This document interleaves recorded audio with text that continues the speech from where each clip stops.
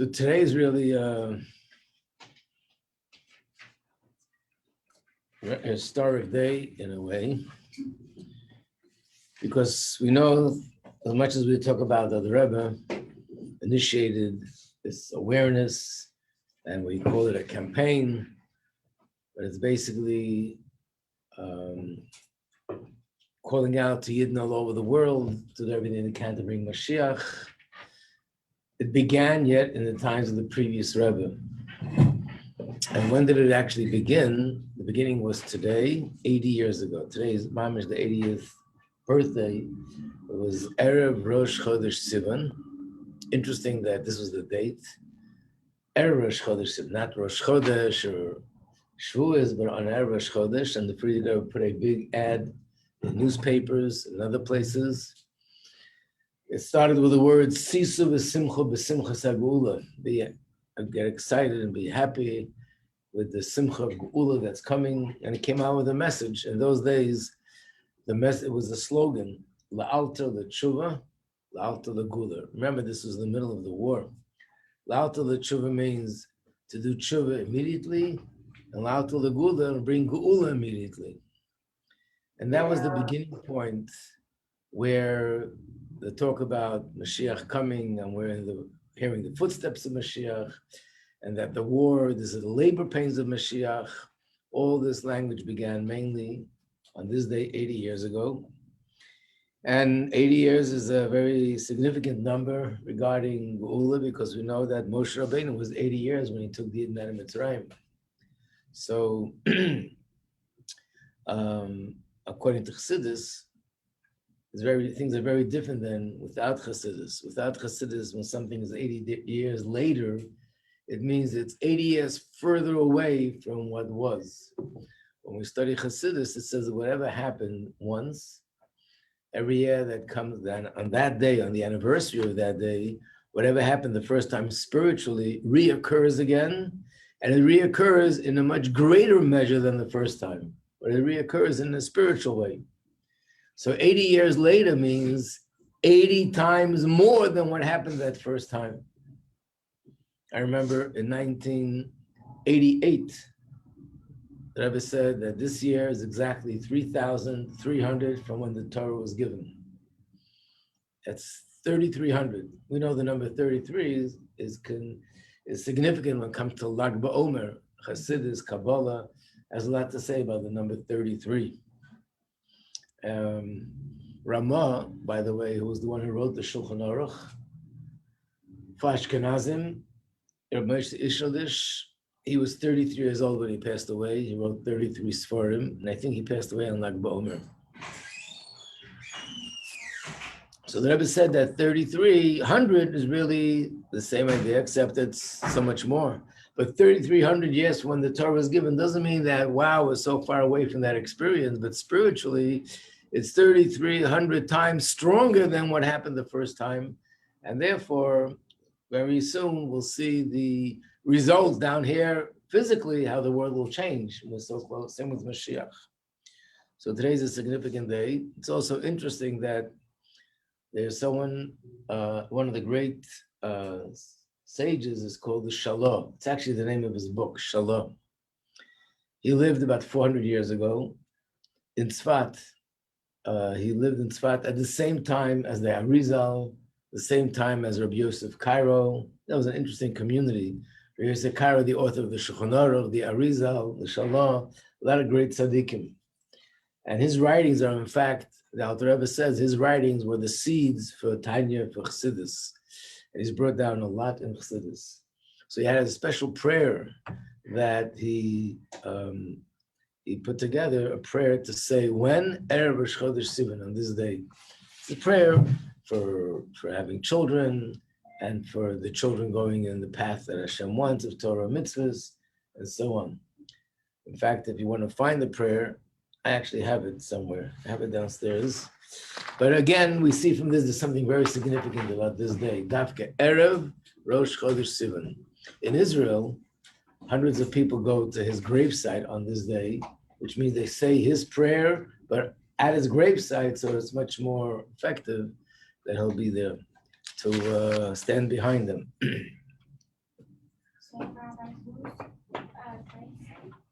Shalah. Shalah is the name of his sefer. His name was Rabbi Shaya Horowitz, but he was a great Kabbalist, a great Torah scholar. He wrote numerous books, but one of his books are called Shnei Luches Habris, the two tablets. And the first letter in each word, it's an acronym Shalah.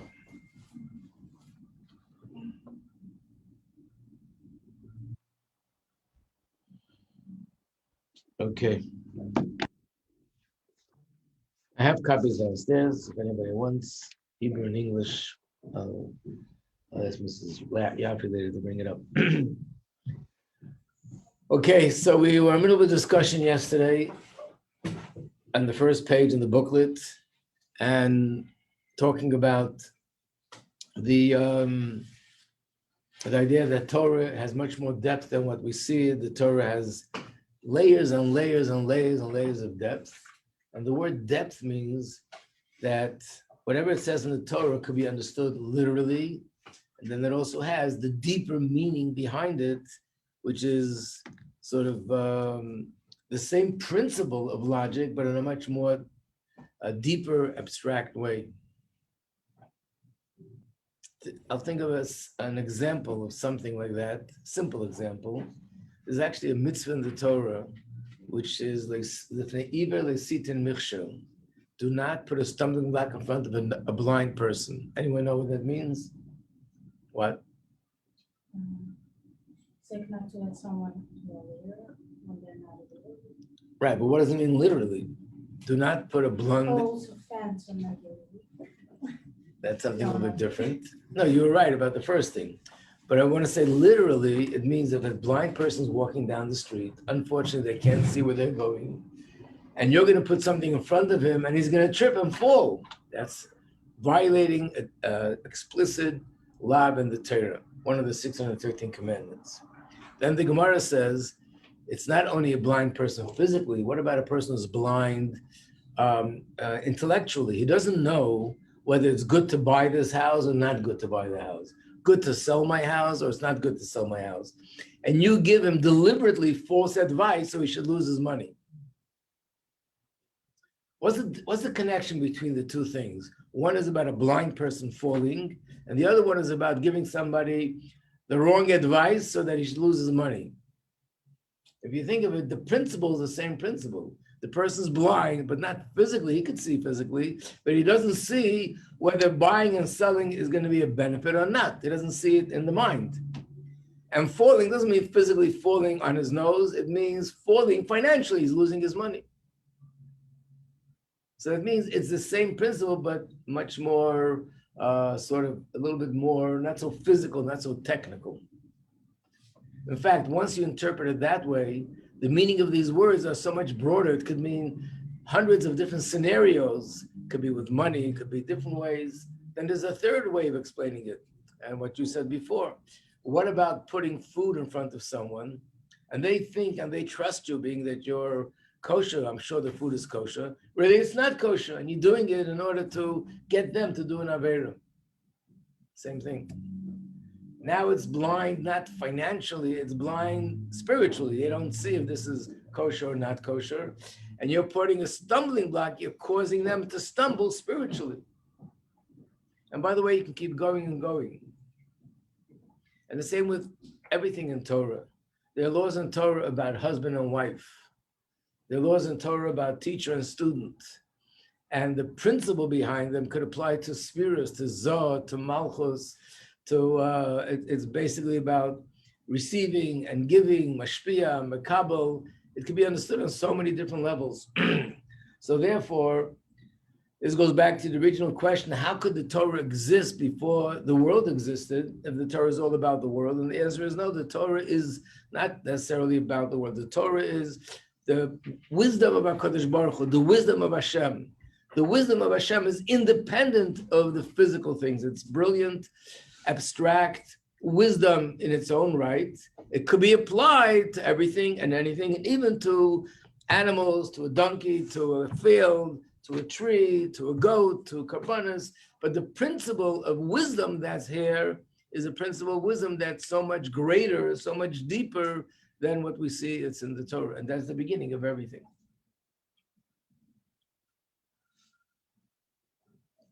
You follow?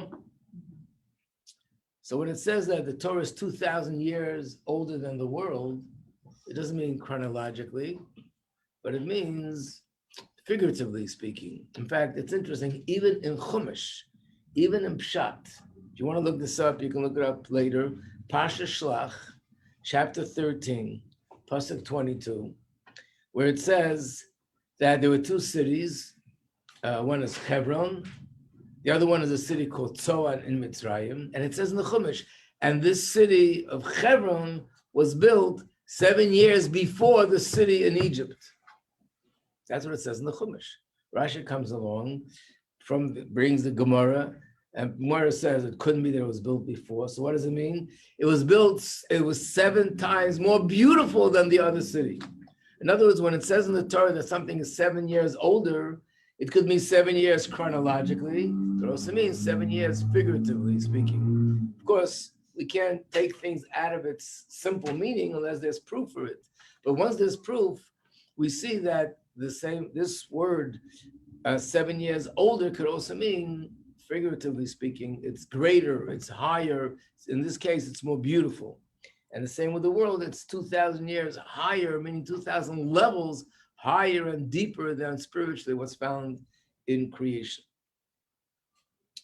Now, based on this, I want to go a little bit into what we said, that they said the Torah is not in Shemayim. What does that mean? Rabbi, can you explain that again? Torah is 2,000 years older? When it means older, it means that the wisdom in Torah is infinitely greater than the wisdom that's invested in creation. So 2,000 years really means 2,000 levels. There's another explanation why 2,000, why not 3,000, 10,000. But the idea of older doesn't mean in time. In fact, before creation, there was no time. So it means 2,000 levels higher, spiritually deeper, more abstract, and more spiritual than what's found in creation. So what about the other number, 174 separation? So I don't know, there must be an explanation somewhere to reconcile the two sources, but probably it's the same thing, just different ways of maybe defining it, I'm not sure.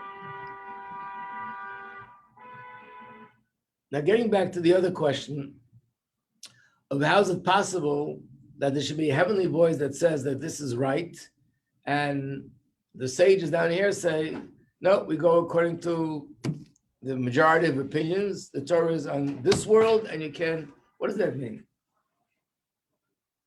So I want to explain this with an introduction. In a few days, we'll be marking the Iyar site of the Baal Shem Tov, the day of passing Baal Shem Tov, which was on Shavuos, just like David HaMelech. And there's a story of the Baal Shem Tov. Everyone knows this story. It's one of the most famous stories about the Baal Shem Tov, but people are not familiar with the details. The story is found in the Sefer called Keser Shem Tov. It's called The Crown of a Good Name, and that's a collection of the different sayings, insights of the Baal Shem Tov. But the first page starts off with a letter that the Baal Shem Tov wrote to his brother-in-law. And the Baal Shem Tov writes that on Rosh Hashanah, in the year Tov Kuv Zayin, which is 1747, on Rosh Hashanah, I ascended up in a higher spiritual realm. And he describes what he saw and who he spoke to. And he said there was a tremendous simcha up there. I don't know what it was about. Everybody, all the souls that I met were all urging me to go up to a higher place. I was afraid to go. I never went to such a high place. But I told my Rebbe, who was Achia Shaleni, if you come with me, I'll go. And they went together. And that's where he described how he went into the chamber of Mashiach. And he asked Mashiach, when will you come? And Mashiach answered him, when your well springs will be spread all over the world. In that description, he says that the simcha that he saw up there was a simcha beyond anything he could describe. He never saw anything like it. He didn't know why. And he thought maybe the reason is because he passed away. And now he's joining them. And that's why there's such a simcha. So when I read this, I'm thinking to myself, Yeah. Baal Shem Tov was thinking that the reason why there's an unprecedented simcha is because he passed away. That's a reason for unprecedented simcha. How does that make sense? There's something similar to this in the Gemara. Rabbi Yehuda HaNasi was sick. This was the last days before his life ended, physically. At least to the way we saw it, because he's the one that came back to his family every Friday night. So when he was very sick, the sages had a meeting, and they said, nobody should come out and say that Rabbi Yehuda HaNasi died.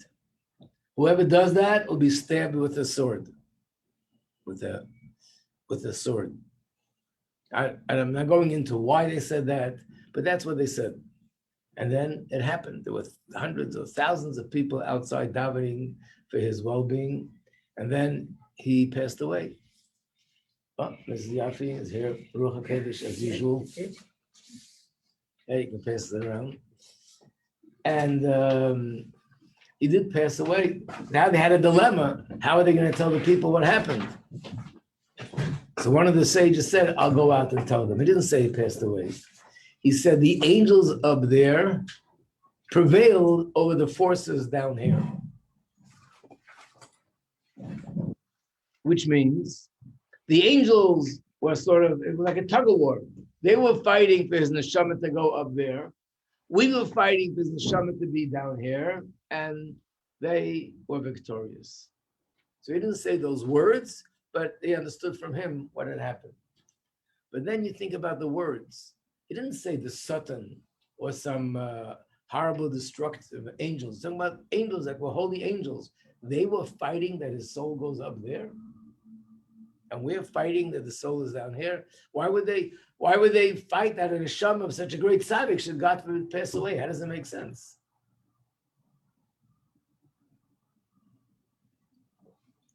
So the answer is by asking another question. Where is it greater for the neshama, being up there or being down here? Down here.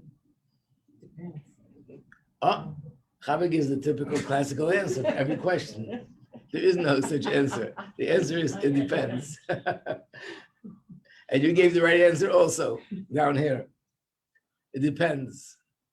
There's a way of a perspective that we can look at it and say that it's much greater for the neshama up there. It's at peace, no Yetzer Hara, there's no gullus, there's no suffering physically, there's no suffering spiritually. It's bliss, it's godliness, it's light.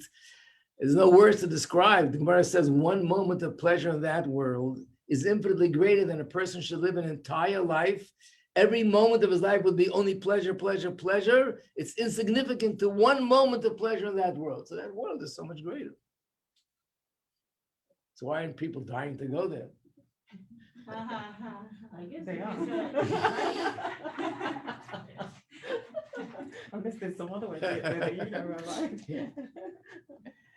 So the answer is because Hashem wants us to be down here. Dira b'tachteinim. We have a mission. There's a certain advantage in doing mitzvahs in the physical world. And one of the famous sayings of Baal Shem Tov is that Malach Machal, or maybe the Malachim up there, who are spiritual angels, and they're serving Hashem for thousands of years since the beginning of creation. And they've accumulated so much spiritual wealth that is beyond anything we can possibly imagine. They're ready to give it all away and exchange with one of us and say, you give me one string of your tzitzis, and I'll give you all the spiritual wealth I have accumulated over those thousands of years. Because doing a mitzvah b'gashmias connects us to the essence of Hashem. And the essence of Hashem is infinitely greater than all the light that they experience up there. That's light, and we have the essence. So back to the original question, where's it greater, up there or down here? Here for us normal people, but for Zadik probably it's up there because they're not limited and they can, do a lot more. But tzaddikim also want to live and they want to do mitzvahs b'gashmias. Okay, then it's Yeah. good. Well, when they're here, when it's here, that's the best place. And when they're up there, it's up there, that's the best place. Okay, so the answer is, the truth is, there's advantages in both. That's the bottom line. Now, Hashem created heaven and he created earth. The creations of heaven, they're shlichas in a sense, The souls that are up there, are they suffering because they're not here? Obviously not. We always say they're at peace, they're in a peaceful place. How could they not be suffering? They want to be down here. So obviously when the neshama is up there, because it's in a spiritual realm, it appreciates the spirituality of the spiritual realm, in which way it is greater than the advantage of being down here. We who are down here, our avodah is to appreciate the Gashmias and to do everything we can to do mitzvahs begashmias and do everything we can. We should be healthy and live long and do everything to transform this Gashmic world in a dwelling place for Hashem.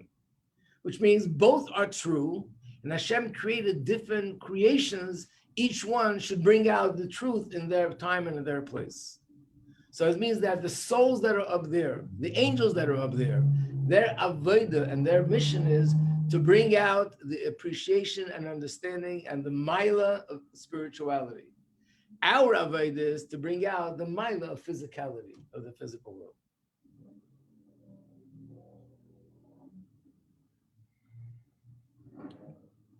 So therefore, when we say that the angels were pulling Rabbeinu HaKadosh up there, because they saw the advantage of the soul being up there, and that's really what they're supposed to be seeing. And really you can compare it to the same thing down here. What is better? A person should be teaching Torah all day, or a person should do Shlikas all day? Both. Depends. Both depends. It's back to the same thing. There are people that have to be doing Shlikas, and there are people that have to be teaching Torah all day. We need both. So how's it supposed to be that the people who are teaching Torah all day should be miserable and say, I wish I was on Shlichus, and the people that are on Shlichus have to be miserable and say, I wish I could be studying Torah all day? Or each one is supposed to understand and appreciate their avodah for what they're doing. Otherwise, how could the world survive? So there are different avodas. This one's a doctor, and this one's a lawyer, and this one's a Torah teacher, and this one is a shliach, and this one does this, and this one's that. And everybody is supposed to, in a sense, focus and feel and be excited about what their shlichus is, and that is what gives them the strength to do what they need to do and to succeed at it. And it's not false, because there is an advantage in A over B.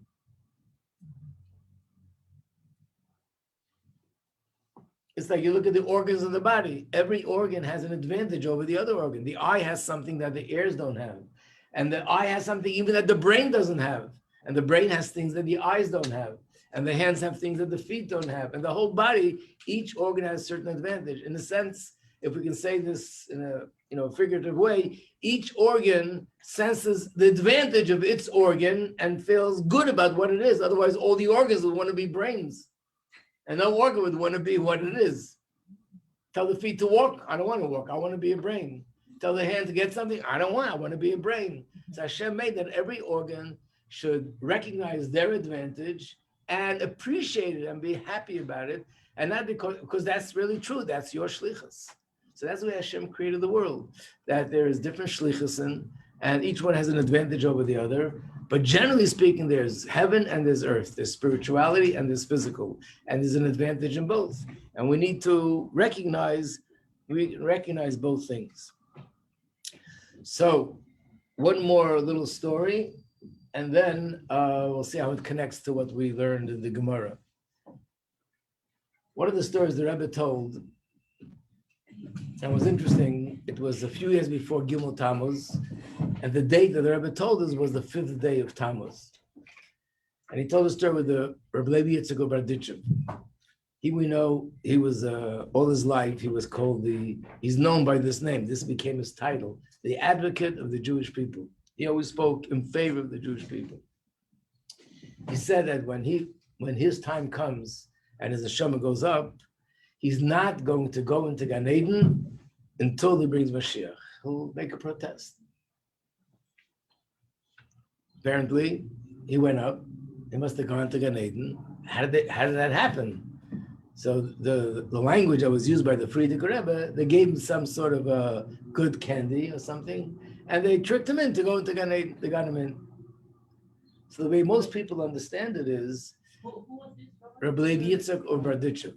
So the way most people understand it is that they allowed him to see the pleasure of Gan Eden, and he was so spellbound by the pleasure of Gan Eden that he was drawn into it, and he forgot about his commitment that he made. The Rebbe said, can be.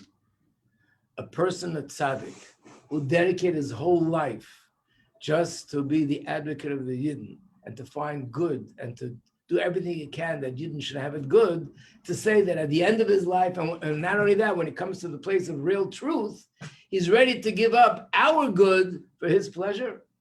That doesn't make any sense. So what happened? How did they get him into Gan Eden? What did they show him? What was this thing that they showed him that through that they were able to lure him into Gan Eden? And the Rebbe is saying the following. Yes, we're begging for Mashiach and we want Mashiach, but apparently the Eibishter has us here, must be for a reason. But this is something which we can't understand. Only Hashem knows. But what happened then was they allowed him and they exposed to him, he should be able to see a little bit of what Hashem sort of sees it from his perspective, the benefit of Galus. And once he saw the benefit of Galus, how infinite it is, he no longer was able to pound on the table in the same way and demand that we go out of Galus because he saw the infinite benefit from another minute of Galus. You following? Yeah. So then why are we shouting and screaming, we want to go out of Galus? The answer is, that's up there. Down here, Hashem wants us to be demanding revealed godliness, geula, only good things, and not Galus even for 1 second. Which means there's an advantage in Galus, there's an advantage in geula and ending the Galus. Up there, they can see the advantage in extending the Galus. Down here, we see the advantage in ending the Galus. And that's our Avodah. We're supposed to see it from our perspective. Once Rabbi Yitzchak, in a sense, left this world and went there, and he started to see it from that perspective, then he saw the advantage in the other way over this way. And this is, by the way, one of the ways of understanding. I mentioned it yesterday, I'll explain it today. When we talk about, we say the Rebbe is here and he's alive and he's in this world. Besides, there's so many questions how to understand it, but one of them is that by the Rebbe and by certain tzaddikim where it says, Loi mes, they never passed away, it means that this never changed. They still maintain the same perspective as before, where the advantage is in the physical world and in transforming the physical world and not any other way. And nothing changed in that sense. So therefore, whether we're talking about Galus for all the Yidden and Geula for Yidden, or about a personal suffering, even if they see a benefit that comes out of it. I once heard a story of a different Rebbe, a Polish Rebbe, that there was a Chassid that lived in a place in Russia, and there was a decree that everybody has to shave off their beards. People were hiding in their homes, they didn't walk outside. He decided he's going to run away from the town, just go out of the town. He was afraid of the danger. What if they catch him and they'll force him to take down the beard? So he managed to escape. Where do I go? So Chassid will go to the town of his Rebbe. This was shortly after his Rebbe had passed away, and the Rebbe's son took over leadership. He came to the town, and the new Rebbe, he knew that this was not the time that he usually comes. So he asked him, well, how come you're here now? You're usually not here this time. And he told him what happened. There's a decree, and they tell people to take off the beards, and I wanted to escape, and I figured, where am I going to go? I'll come here. So he said to him, and what do you think my father is doing now? He says, how would I know? He said, my father is smiling. Smiling? Such a decree, and he's smiling? He said, yes, because he sees the advantage of this decree, the spiritual advantage. So he said, and when he was alive, didn't he see the spiritual advantage? So he answered him with a quote from Gemara. You can't compare seeing something or hearing something. It's a very profound statement. When you hear something, it's distant from you, but you hear about it.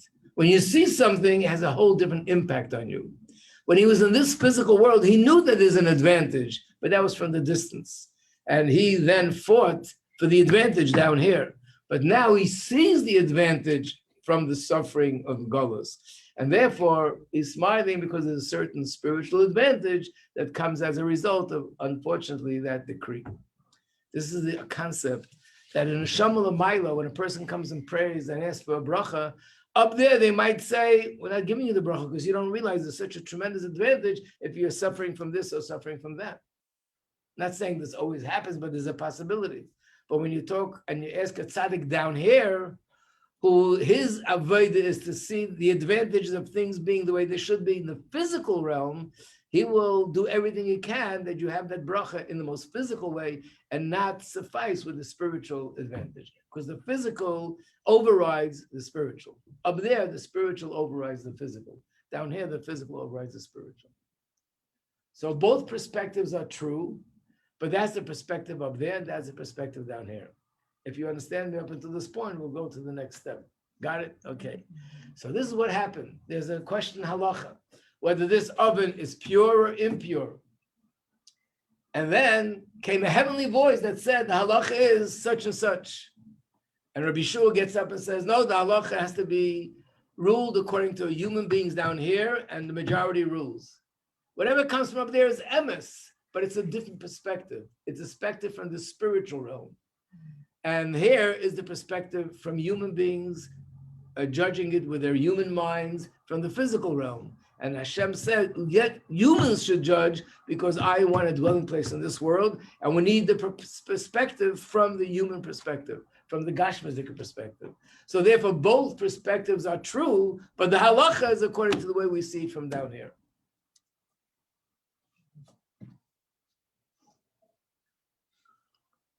Which answers another shocking thing in Gemara, which I didn't bring up before, but I have it here in number 11.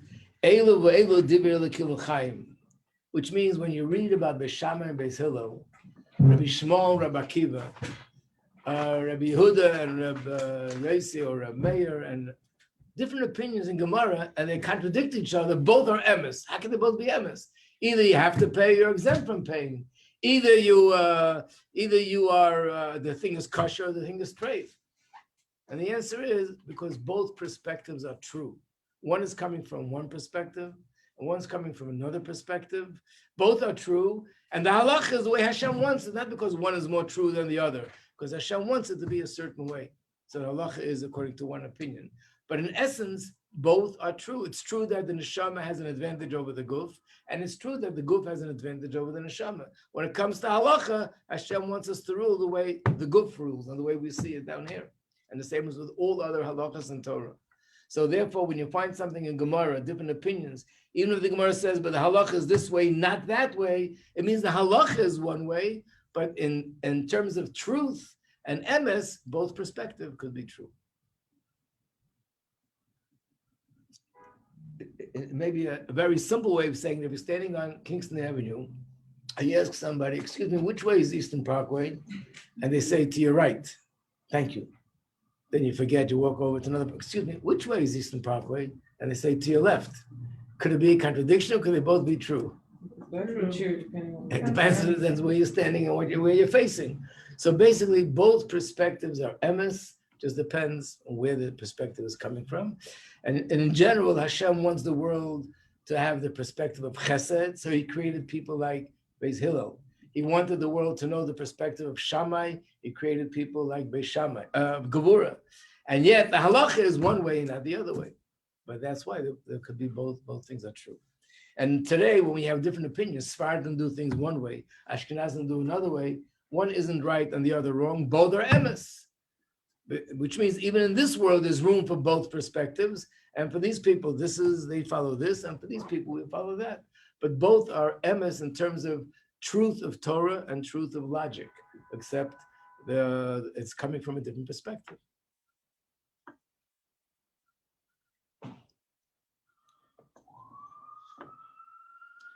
Okay, so this was the dialogue between Moshe and the angels. The angels said, give the Torah up here, which means let's learn the Torah the way it is in the deeper way. Why are you giving the Torah down here? They're going to learn about donkeys and monkeys. They're going to learn about trees and fields. They're going to learn about potatoes and tomatoes. Let's learn about the spiritual things. That this is the real depth. That's only a mushal down here. So Moshe Rabbeinu said to him, but you don't have a physical father and a mother. You weren't in a physical Mitzrayim. Because all these things, Mitzrayim, father, mother, in Chassidus it says that Chachma is a father and Bina is a mother. And just like the father and mother give birth to children, Chachma and Bina give birth to emotion. So there's a spiritual father and mother as well. There's a spiritual Mitzrayim, there's a spiritual everything. But Moshe Rabbeinu said to them, what Hashem wants is down here, and that you don't have. And therefore the Torah has to be given down here. And Hashem and the angels all said, you're right. So Baruch Hashem, we got the Torah.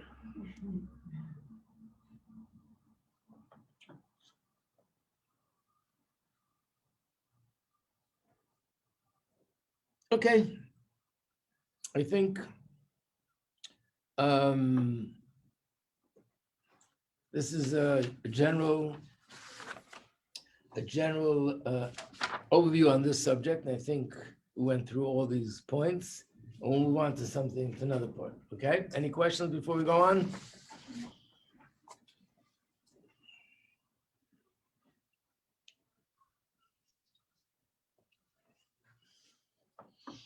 Someone told me that he was not religious, and then he became religious, became Chabad. And years later, maybe 10, 15 years later, he met an old friend of his. They were both, friends in the non-religious world. And he sees his friend is wearing a yarmulke. Wow, his friend became religious also. He was so excited. But he says to him, so where do you live? I'm in California.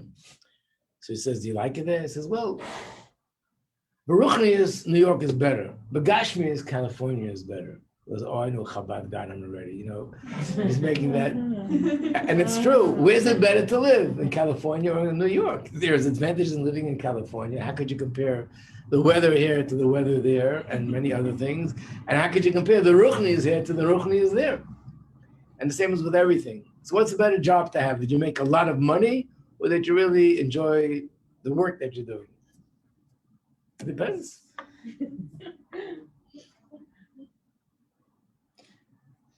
Okay, I want to go to page 2. I'm skipping some things because I'm assuming that you learned about it from other sources and the Shlikas, but let's do page 2. This is an important one. Number 25. Let me first do the statement and then we'll explain. One of the most shocking statements in Gemara is that Torah is compared to a drug.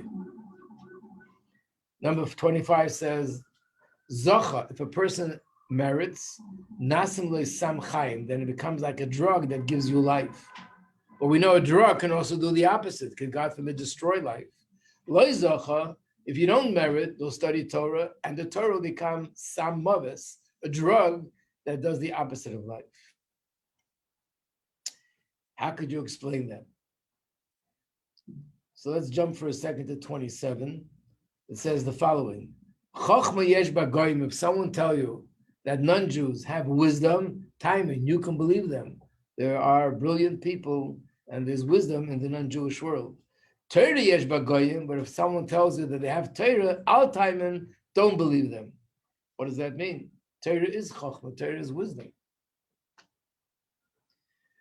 Number 28 is a very famous quote from Gemara, where the Gemara discusses why the first Beis Hamikdash was destroyed.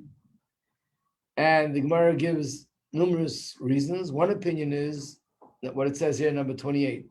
They studied Torah, that was fine, but they didn't make the bracha before studying Torah. And that's why the Beis Hamikdash was destroyed.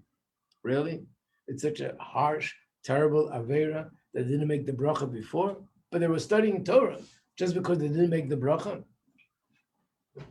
So the general principle behind this is one of the things that is in Tanya right at the beginning, and this is one of the most basic, fundamental things that we learn about in Chassidus, that Torah is wisdom, but that's not what defines Torah, and that's not what it's really all about.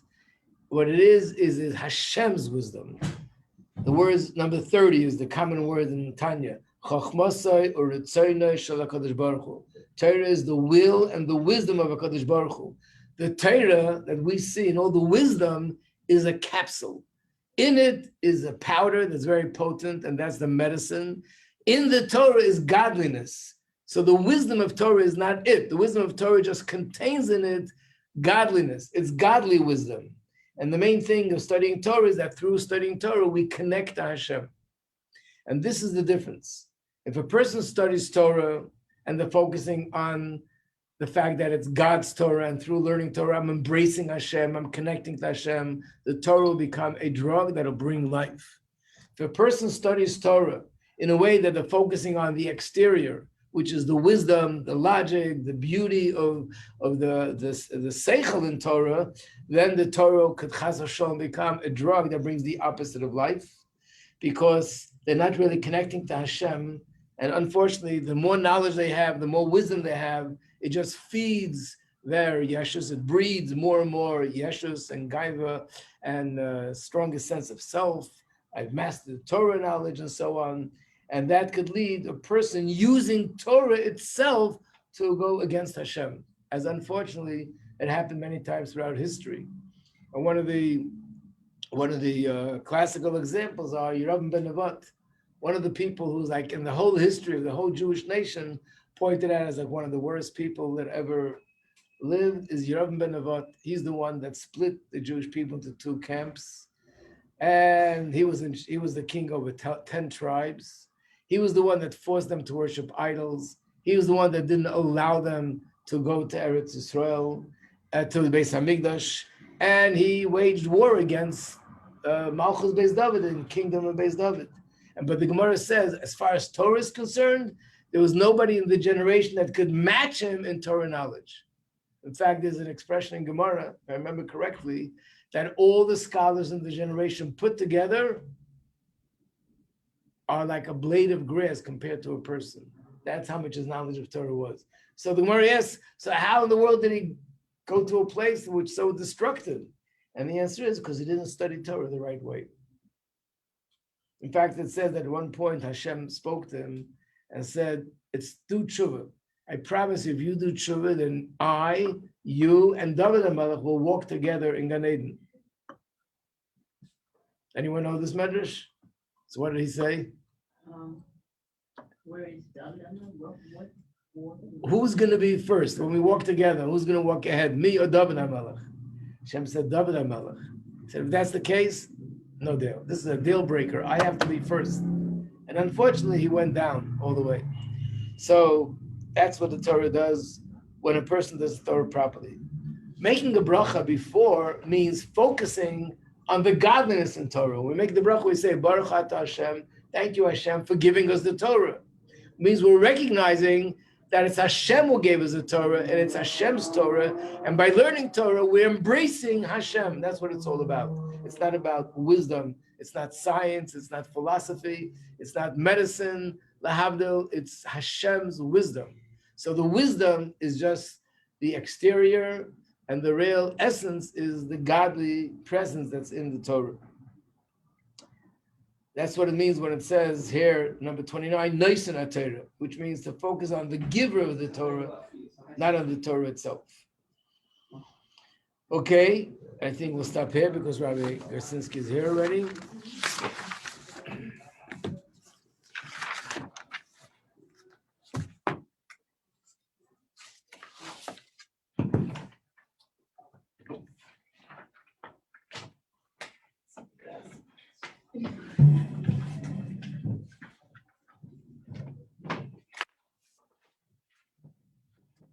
Everybody, that's all in the good day.